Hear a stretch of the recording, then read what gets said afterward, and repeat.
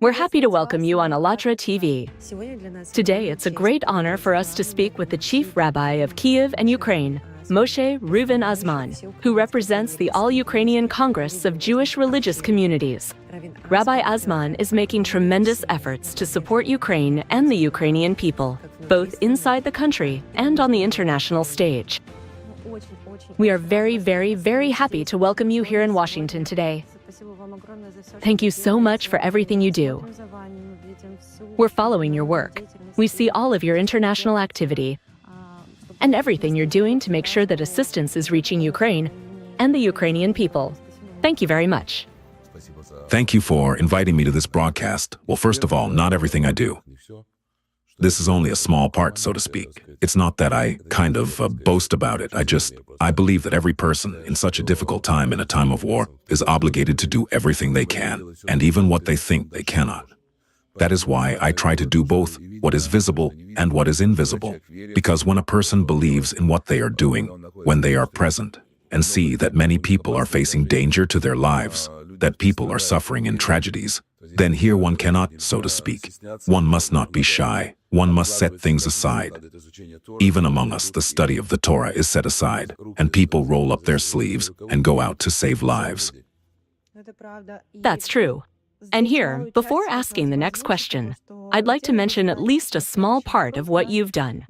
You're really doing an incredible amount of work, both visible and invisible, as you said.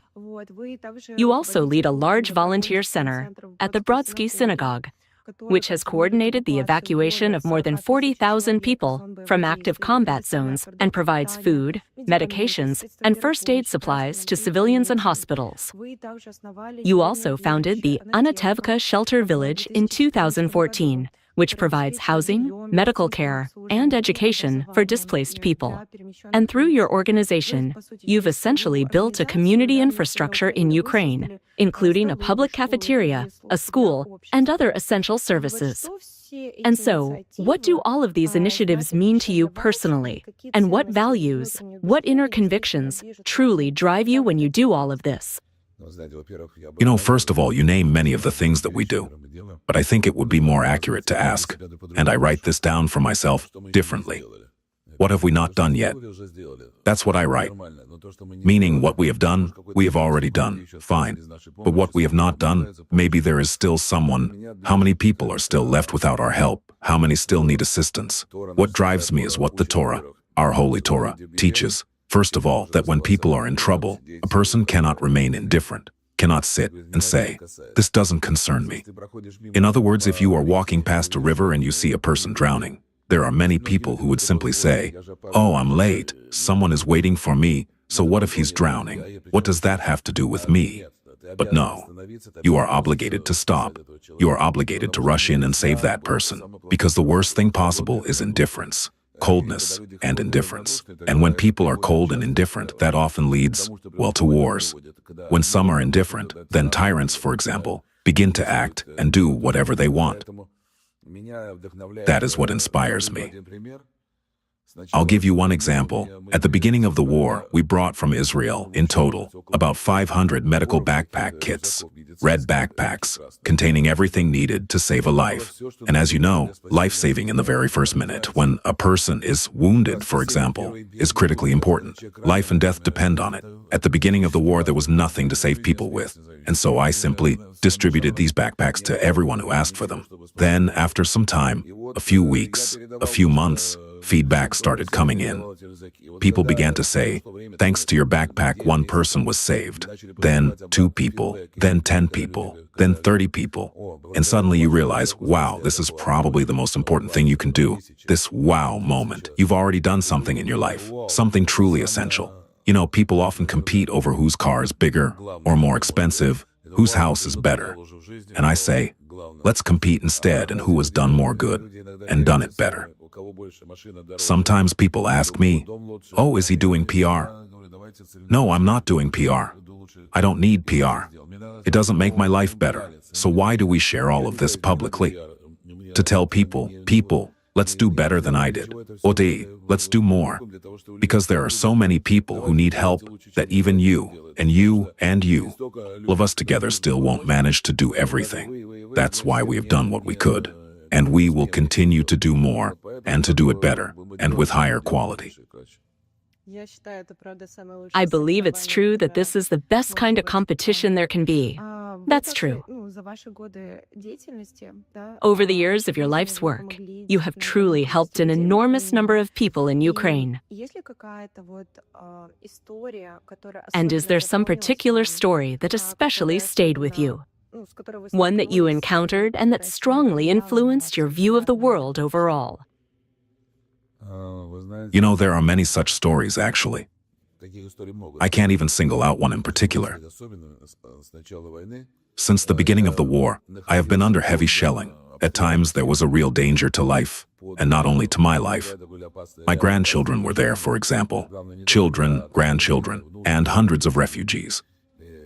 Elderly people, women, children. And in moments like that, you completely rethink your life. When you realize that money, for example, suddenly no longer matters, that it's lost its value. To save a person, you can give any amount of money. In my case, I had money, and I paid when it was necessary to evacuate people from combat zones, from places where people were sitting in attics, in basements, and people were naming crazy sums because no one wanted to go and rescue them, and I paid. Because what is saving a human life, and what are pieces of paper? So for me, that was the most significant period of time, when it becomes very clear to you what truly matters in life and what doesn't. Moreover, there is something else that is particularly important. I met many people who revealed themselves. In war, people reveal who they truly are. Either their good essence comes out, or the opposite, and the overwhelming majority were people about whom I would never have said that they would become heroes. And suddenly, a person who is quiet, modest, whom no one noticed or heard, suddenly shows heroism. I saw many such people. I think that is what has influenced me the most.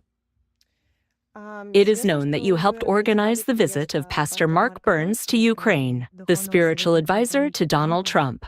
Could you please tell us why you felt it was important for him, as a religious leader, to see the situation in Ukraine with his own eyes? And overall, do you consider spiritual diplomacy a key tool for solving global problems? That's a very good example, because my friend, Rabbi Yaakov Lichkin, introduced me to Mark Burns. We went to see him where he lives, in Greenville, North Carolina. We met him and talked. I suddenly realized that much depends on spiritual leaders, because people believe them, people trust them. I met with him 3 times in America. The second time at President Trump's inauguration, he invited me to speak. I spoke to about 1,000 people then, and that was very important to me. We met again after that. By the way, the third time we met was here, in this place. I told him, come to Ukraine. Come see with your own eyes. One thing is, when you tell someone, a person might believe you, but then say, well, I don't know, maybe he's right, maybe he's not sincere, maybe he's hiding something. I told him, I'm not hiding anything. Fly over and see it with your own eyes. When he came, I met him. He arrived and we started in Anatevka, our little miracle town. From there, we went to Bordyanka, Bucha, and Irpin. After seeing it all with his own eyes, everything changed for him. Because before that, he says himself. And that is, by the way, a commendable quality. Yes, I was wrong. I was against helping Ukraine. Not many people will say I was wrong. But he found the courage to say it. Then we met with leaders of religious denominations, and they laid out documents for him, showing how many religious sites and homes were destroyed, how many clergy were killed, how many Ukrainian children were abducted by Russia, and so on. Everything was documented and verified. When he saw all of that, and we also went to a hospital, met soldiers and talked with ordinary people, everything was open. No one deceived him. It was, go, see, talk to the people. And in 2 days, his outlook changed. He came back and began to say that America first means helping Ukraine. It doesn't matter which party. It doesn't matter who the president is. You must help the heroic Ukrainian people who are defending their independence and democracy, and, in effect, defending other countries too. I'm grateful that he came and saw everything and that he continues to speak the truth every day. I really thank him for that. I believe we should bring as many people as possible. Just recently, I was in Israel at the Wailing Wall, together with Ukraine's Deputy Prime Minister, Taras Kachka. A delegation was at the wall, and we met thousands of pastors who had come from America. We met them there, and among them was an acquaintance of ours, also a pastor, Michael Evans. We told him, "You came to support Israel, and now please come to Ukraine. Bring 1,000 pastors, even 500, 300, however many you can bring. They will come and see with their own eyes, and each of them will then tell the truth to their congregations. Each one reaches thousands, some reach hundreds of thousands. Then everything will be clear."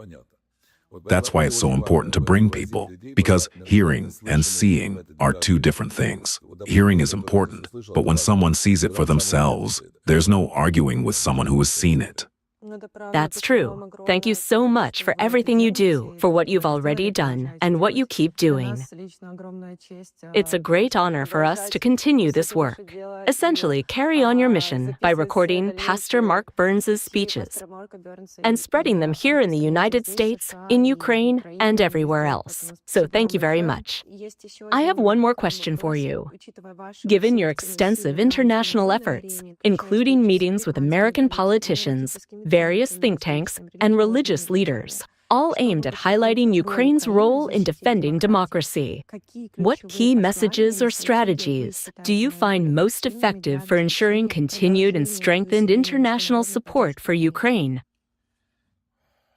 You put that in a very complicated way. Let me just answer by simplifying the question. I'll give you an example. This morning, I was taking a taxi from the hotel to get here. The driver and I got to talking. He was a very nice guy, originally from Ethiopia. He asked me, "Where are you from?" I said, "From Ukraine." And he began asking me questions. I answered him. By the time we arrived, it was about a 15-minute ride. I had explained everything to him, and he was shocked. In just 15 minutes, I told him the whole truth as it is. Now that's one person who found out, and he'll tell others, maybe his family later today. Maybe he'll talk about it at some event, like a gathering of taxi drivers. And then those drivers will tell it to the people who ride in their taxis. Thus, we never know the impact. So, my principle is this. I come somewhere. I have my own connections, people I know, and sometimes things just happen with God's help. Today, for example, I called some friends and said, "Help arrange a meeting for me with a certain person, a well-known, very influential individual." Unfortunately, I don't have direct access to him, and I don't need a meeting just to say, "Hello." I don't need a photo. I need someone to tell him that I'm a serious person who speaks the truth. So they called me back and I said, "Please pass this on to him. Tell him I want to meet. I work with the Almighty. I carry the truth. I just want to talk. I'm not a politician. So I don't know exactly how it works, but I've seen it happen throughout my life when I speak the truth. It is said in the Tanakh, 'Send your bread upon the waters, and it will come back to you.' Sometimes you throw something into the sea, and it suddenly returns to you, later in a completely different form.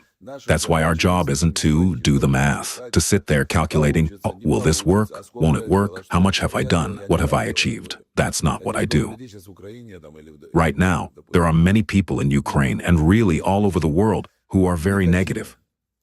Why? They say, oh, what will tomorrow bring? There's no way out. The war has been going on for 4 years. Everything's bad. They're destroying the infrastructure. But that's the wrong mindset. Right now, we are lighting the Hanukkah candles. Every day we add one more candle. This means we should add more light. There's no point in saying whether things are bad or not bad. That's not up to us. What is up to us is doing good. If each person does something good, then each person's candle can turn into a massive flame. And the advantage of light over darkness, as I always say, is that even a little bit of light drives away a lot of darkness. That's my principle. So let's say I come to Washington. I have some meetings lined up, some planned, some unplanned. Often when I arrive, I start with the scheduled meetings. Sometimes they work out, sometimes something falls through, and then suddenly, out of nowhere, another very important meeting comes up. Well, like the one with Mark Burns. I went there to discuss one issue, and then my friend told me, let's go visit a pastor. There's a guy named Pastor Burns. And so we went. We missed our flight that day, right there in Washington. What were we supposed to do? I said, let's get a car. How far is it? An 8-hour drive. I wasn't feeling very well, but I had to drive those 8 hours myself just to make it in time.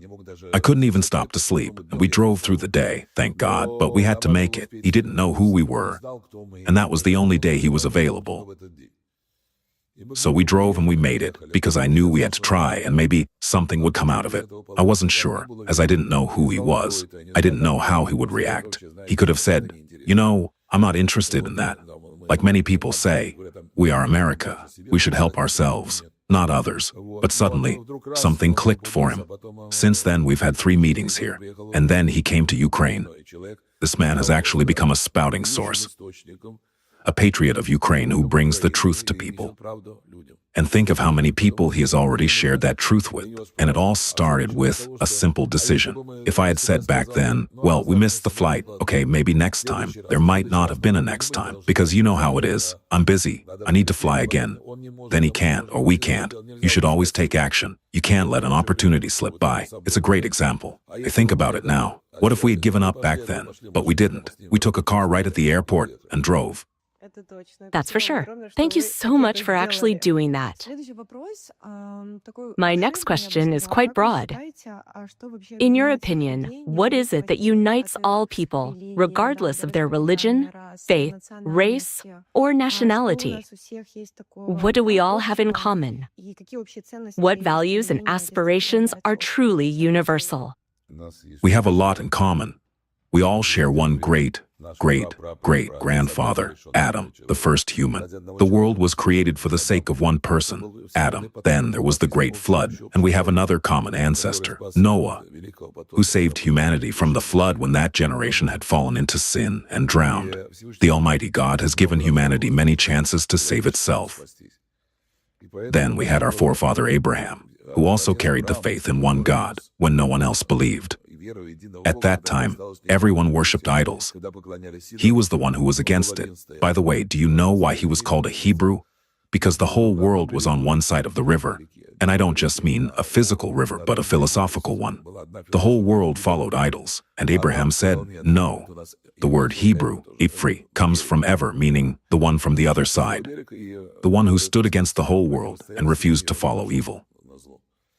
And then he began spreading this truth to all people. Later, other religions emerged and accepted God, each with its own interpretations. But there is only one God, the one who created this world. And the main thing that unites all religions, what religion should be, is that it must bring light, and it must bring goodness to people. Because when religion brings evil or darkness, in most cases, it means people have distorted it for themselves to gain something from it. Leverage. Yes, using religion for personal gain or for the goals of some group. In reality, as I said, our forefather Abraham, the founder of our religion, how did he start? He set up a tent in the middle of the desert, and travelers, even idol worshippers, would pass through the desert, hungry and thirsty. He made 4 entrances to the tent from all sides, so they wouldn't even have to walk around it. Why? Because they were exhausted. He fed them, gave them water, all for free. The only thing he asked was that they thank God, who provided all of it. So, if all religions unite to do good instead of, well, if they don't do good, it's not really religion anymore. I'm not saying that they have to merge into one. Each faith should maintain its own path, but it must bring light, not darkness. And then everything will be good. Absolutely. If you had the chance to give one piece of advice to the whole world, especially to the young generation, something every person would hear, what would you say? Well, think about why you are living. Don't just close your eyes to it. Really think, what are your values and what are they for? For instance, I was thinking today, most people live with the goal of making more money, gaining some respect, or things like that. But I believe there are different priorities. I was holding a funeral the other day, back in Kyiv. People were crying. At every funeral I lead, I always say, a person takes nothing with them when they go. No gold, no money, no jewelry, no cars. So what do they take? They take only their good deeds, what they've done. Why? Because when a person leaves this world, they take nothing material. I show people examples.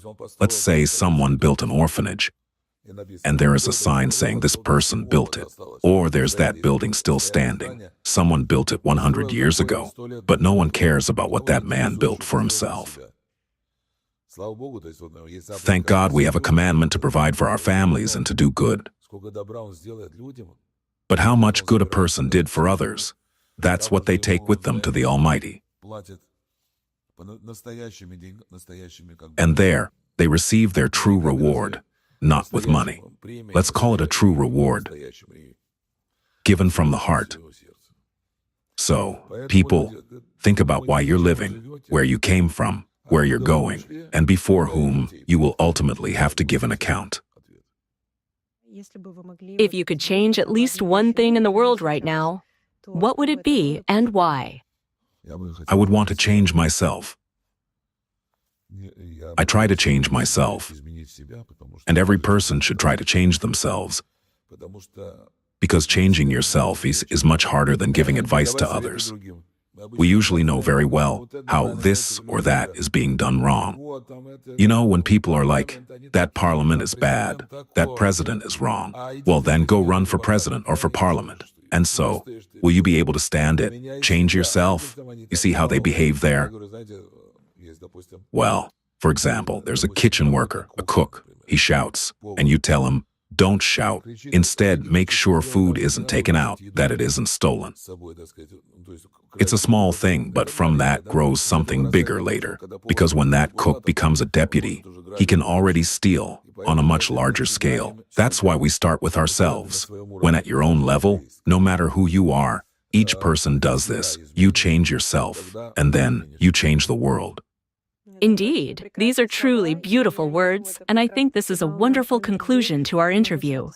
We would be happy to continue these conversations, perhaps during your next visit, and we will be very glad to see you again. Thank you so much. Is there anything else you would like to add? Friends, what I want to say is this. I came here to Washington. Today, Washington is the capital of the United States of America. But Washington is also a world capital because so much depends on what happens here, financially, militarily, and politically.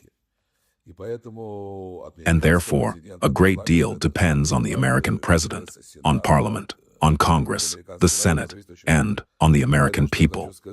So what I want to say is this. It does not matter which party is in power. Support for a just, defensive war must continue. The defense of Ukraine, because the Ukrainian people are standing heroically in defense of their country, their families, Europe, and I believe, the world as well. Because dark forces, what I call the axis of evil, dictatorial countries that attacked Ukraine and Israel, are trying to bring disaster to the world, a kind of flood. It doesn't matter what. The main thing is to kill and conquer. That is why the entire world must stand with Ukraine, because it's only Ukraine's issue. I am not saying that anyone here is mistaken. I am confident that the President of the United States, Donald Trump, is a very wise person. I am convinced that he is thinking about the fact that people are dying, that many soldiers are dying, and therefore everything must be done to achieve peace, but not peace at any cost. Peace must be achieved wisely, so that there will be no more war. I hope that when the Messiah comes soon, and we pray for his coming, there will be no more wars. But until then, we must do everything possible to achieve a just peace. That's how it is. And thank you to everyone who has helped, who is helping, and who will continue to help. Thank you very much. Glory to Ukraine. Glory to the heroes.